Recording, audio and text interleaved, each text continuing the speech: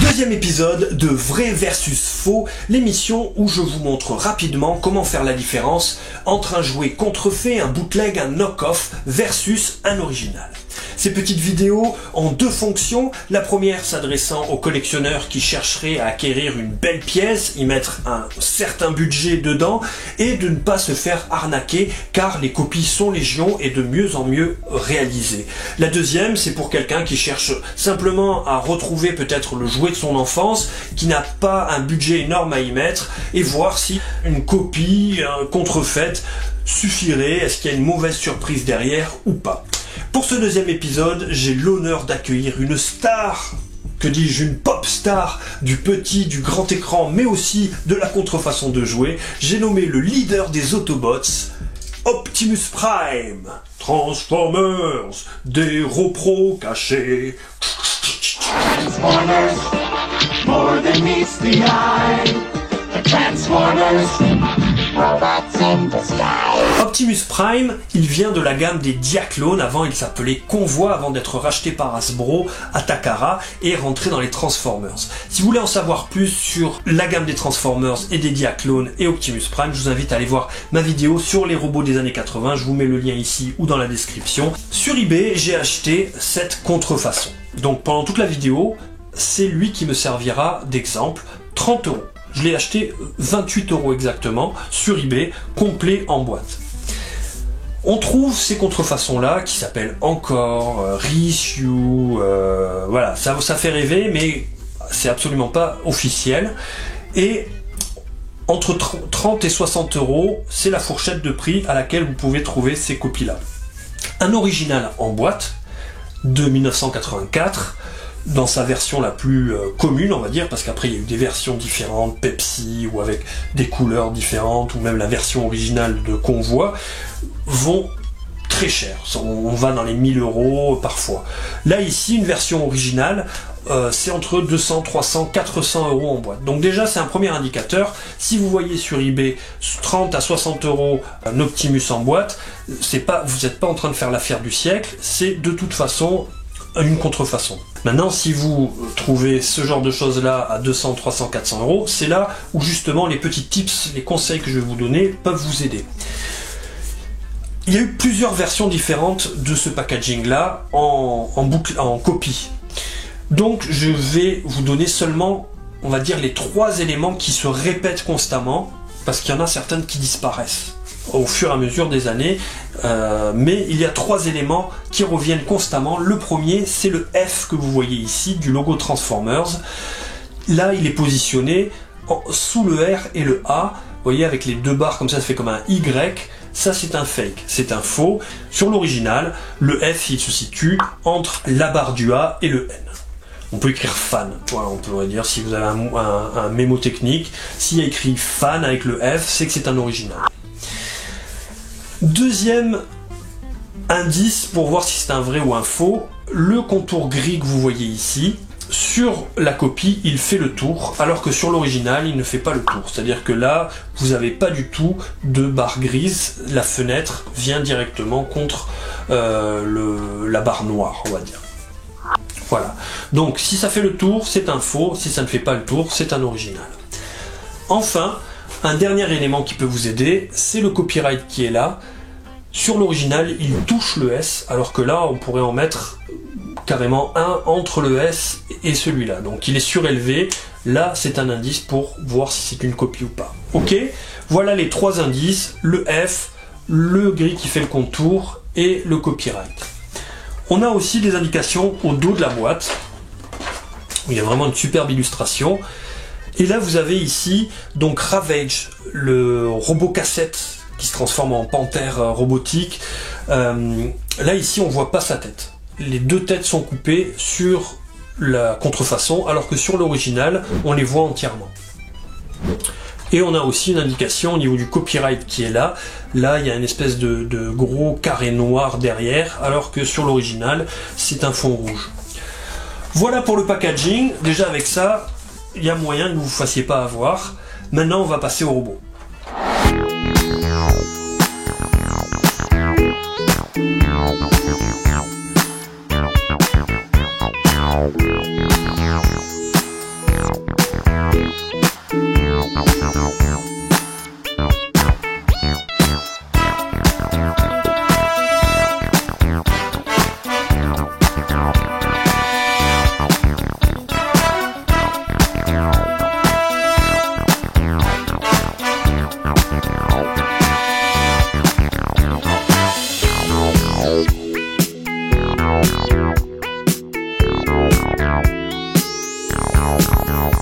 Maintenant, le robot. Le robot, il est super bien fait, il a un beau poids, là où il devrait y avoir du métal, il y a toujours du métal, et il y a finalement très peu de choses qui peuvent vous permettre de voir si c'est un original ou pas, mais allez, on va dire qu'il y en a quand même quelques-unes, et il faut qu'il y en ait, parce qu'imaginez qu'on vous le vende en loose, et qu'on vous le vende pour un original, c'est quand même bien de savoir où sont les défauts. D'abord, une chose que j'ai remarqué sur le mien, mais il est possible, et je pense que c'est le cas que sur d'autres rééditions, il n'y ait pas ce problème-là, mais j'en parle quand même. Le mien, au niveau de la plaque d'immatriculation ici, on va dire, eh bien il n'y a pas de creux. Alors que normalement sur l'original, c'est creusé entre les deux points qui sont ici. La deuxième chose, c'est ce sticker qu'il y a tout autour.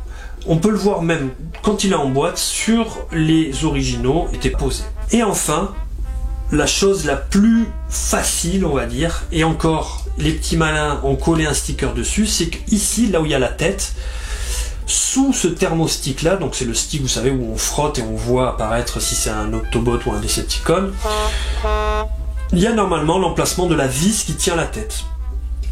Sauf que sur toutes les copies, la tête elle est collée et elle n'est pas vissée.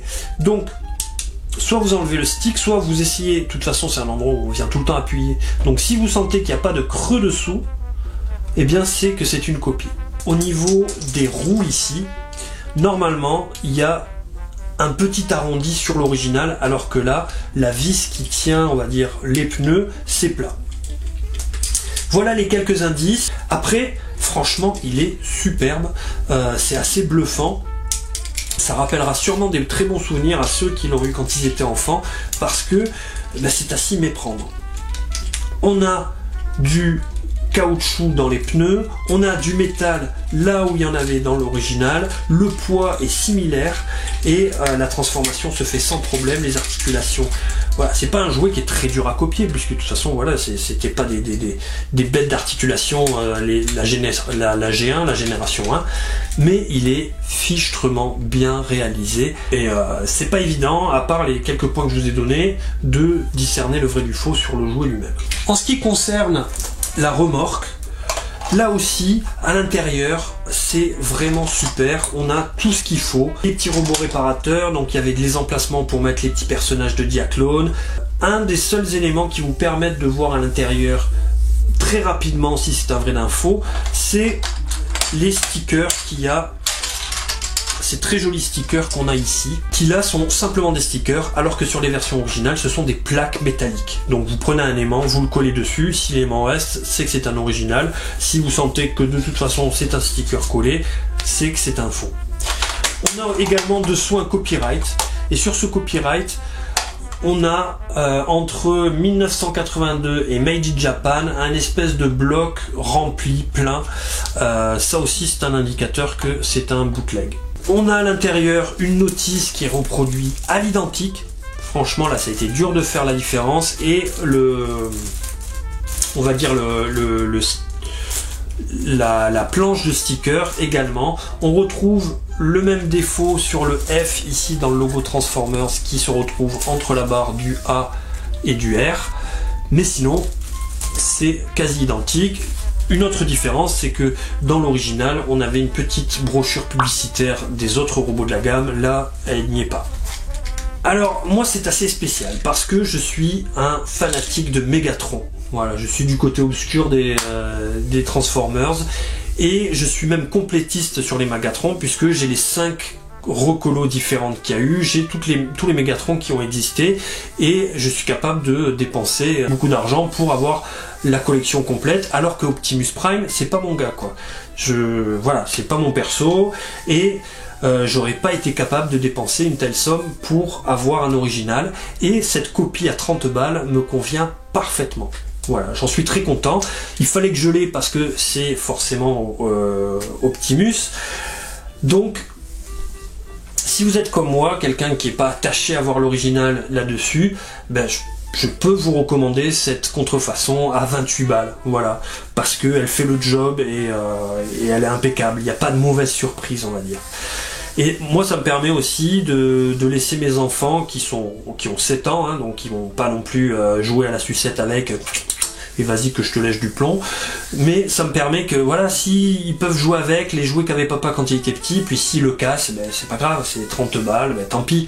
Mais au moins ils peuvent jouer avec, alors que mon Megatron à X euros, je vais pas les laisser jouer avec parce que déjà c'est des jeux qui étaient fragiles et en plus s'ils me le pètent je vais être vert.